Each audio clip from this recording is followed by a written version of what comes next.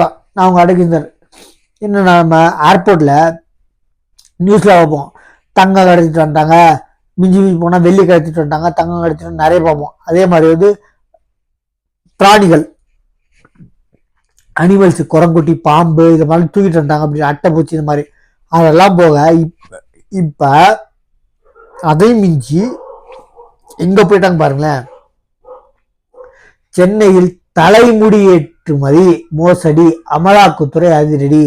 சட்டவிரோத தலைமுடி ஏற்றுமதி மற்றும் 11 கோடி மோசடியில் ஈடுபட்டதாக குற்றம் சாட்டப்பட்டுள்ள தொழிலதிபர் வெங்கடேசன் மீது அமலாக்கத்துறை அதிரடி சோதனை நடத்தியது. நெற்குன்றம், கோயம்பேடு, கோடம்பாக்கம் உள்ளிட்ட 5 இடங்களில் நடைபெற்ற சோதனையில் பல முக்கிய ஆவணங்கள் கைப்பற்றப்பட்டுள்ளன. கோயில்களில் காணிக்கையாக கொடுக்கப்பட்ட தலைமுடி வழியாக கோடிக்கணக்கில் பணியாற்றம் நடந்தது என தகவல். பாருங்க, கொள்ளையடிக்கல, நம்ம காணிக்கையா கொடுக்குற முடிய வெளிநாடுக்கு ஏற்றுமதி பண்ணி பல கோடியா, நல்லா பார்த்துக்கோங்க, நம்ம ஒண்ணுக்கும் யூஸ் ஆகும் சொல்ல மாட்டோம்ல, தலைமுடி கூட யூஸ் ஆகும் சொல்லுவோம்ல, அது மாதிரி தலைமுடி வச்சு பல கோடி சம்பாதிச்சிருக்காரு பார்த்துக்கோங்க. அது திறமை.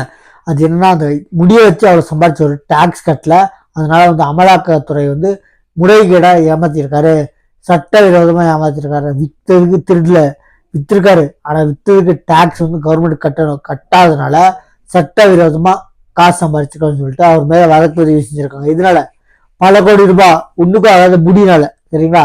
நம்ம சேனலை சப்ஸ்கிரைப் பண்ணி பாருங்க. தேங்க்யூ.